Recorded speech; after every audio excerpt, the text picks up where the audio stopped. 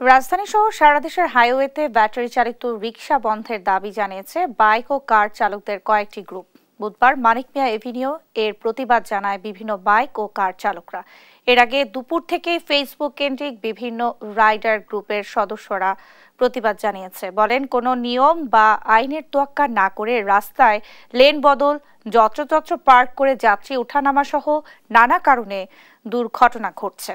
দ্রুত এইসব ব্যাটারি চালিত রিকশা মূল সড়কে উঠতে যাতে না পারে সে ব্যাপারে পদক্ষেপ নেয়ার আহ্বান জানান বাইক রাইডাররা। এরপর বনানীতে রিকশা চালকদের দ্বারা বাইক চালকদের মারধরের প্রতিবাদ জানান তারা। পরে বনানী থানায় স্মারকলিপি দেন তারা।